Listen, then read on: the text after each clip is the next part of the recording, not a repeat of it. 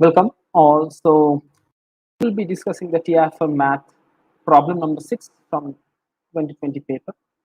Now this is one of those classical TIFR problems that makes you fall in love with TIFR question paper. So see this question, the way it's been written, you can you cannot understand at a first glance that this is a problem of ordinary differential equation. Okay, it looks like a little bit of sequential criterions might be used, a little bit of analytical properties of continuity and differentiability might be used. But all in all, the core of this problem resides in ordinary differential equation.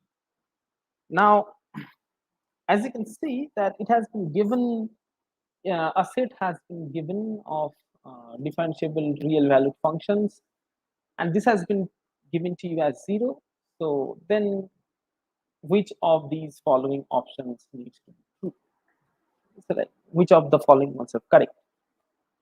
So as a matter of fact, the way we start the problem is is kind of understanding that this function has an ordinary differential equation solution. Okay, so the way to understand that how this function might have an ordinary differential equation solution, you need to be able to understand, or you need to have a little bit of background on ordinary differential equation solving. But look at this. Suppose if I take this, so it has been given that limit x tends to infinity f prime of x plus 2f of x, this is 0. It has been given. So now let us assume that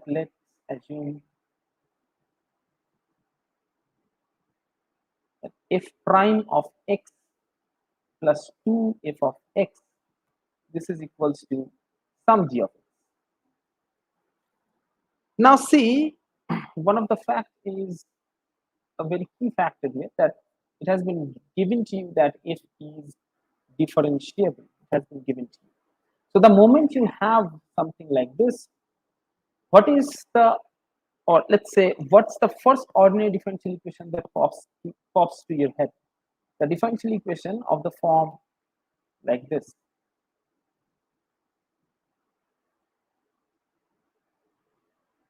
Okay, so if you look at it very closely, then I won't be going into too much detail of how this type of differential equations are solved, since that's not the goal of this lecture. So here, if you look at it, your px is practically 2 and your qx is basically g of x. All right, so this type of ordinary differential equations, we solve it with the help of an integrating factor.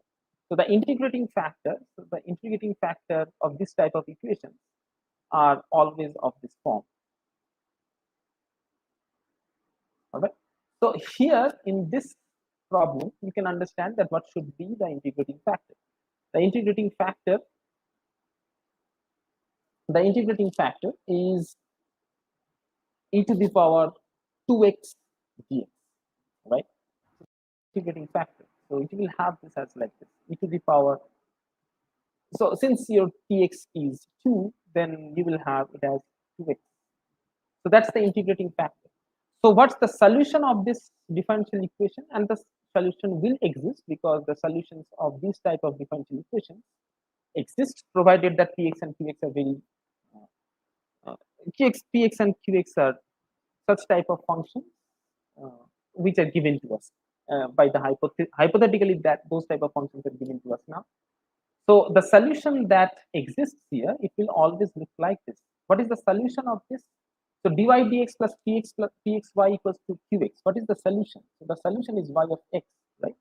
So similarly, here the solution to this ODE, let's say solution to the ODE, I will write down the final solution because that's how we get there. So it is of this form.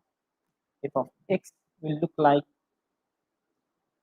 e to the power 2x gx plus some constant c by e to the power.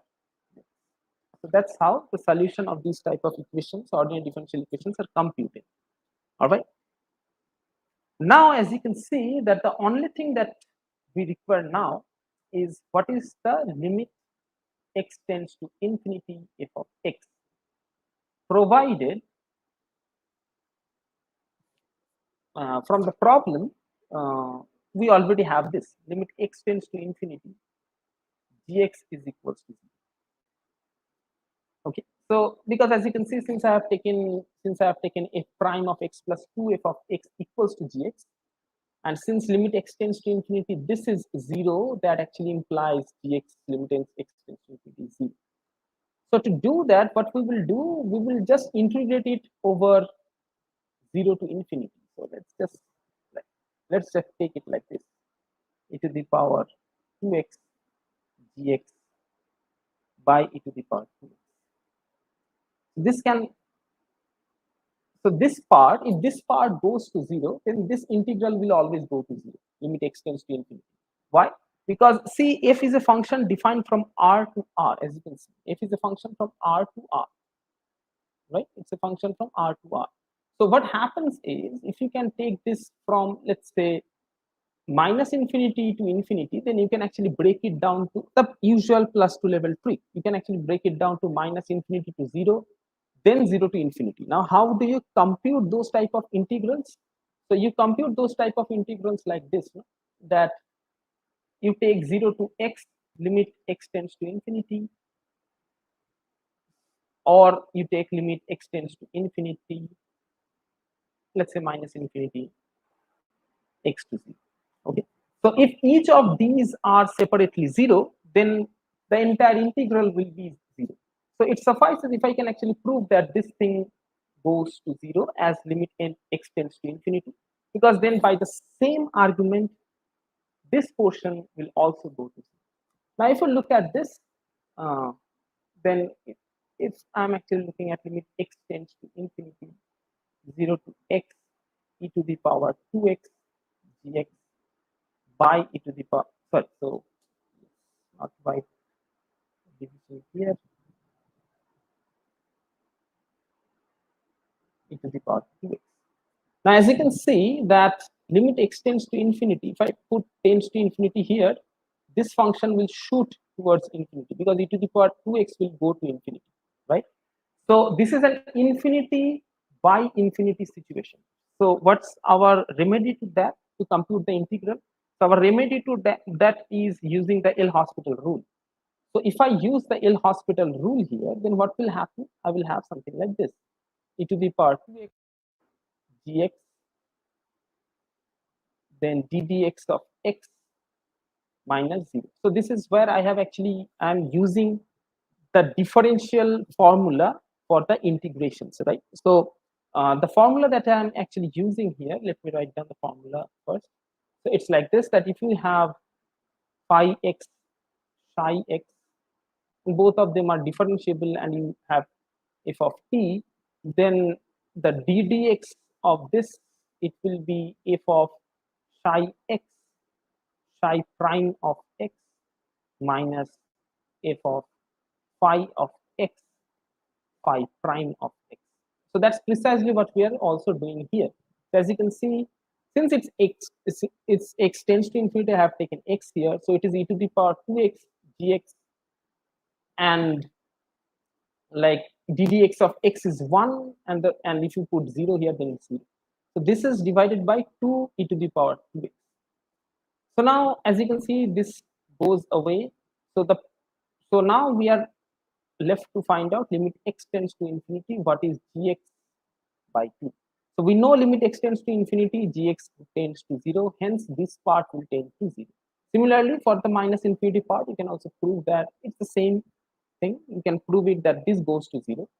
Hence, limit x tends to infinity, this will directly go to 0. So thus, this problem, its solution is the B part. So what did we do? The first thing is to understand the first thing is to understand that what is needed from this problem. So see, all of these options, they do not resonate with ordinary differential equations that much, right? But the fact is, it is hidden here. That's why you need to kind of be a little bit aware. So these type of problems, whenever you see some sections of an ordinary differential equation pop up in any question of any competitive exams, you can always try to approach that problem from a ordinary differential equation point of view. Okay, so that's it for today. So we will be meeting with another problem from TIFR next time. Thank you for joining me. Hope you like the session. And Chinta's college math admissions are open all around the year. Right now, we are actually dealing with point set topology, the one section of the real analysis portion. Thank you. We will meet next time with another problem.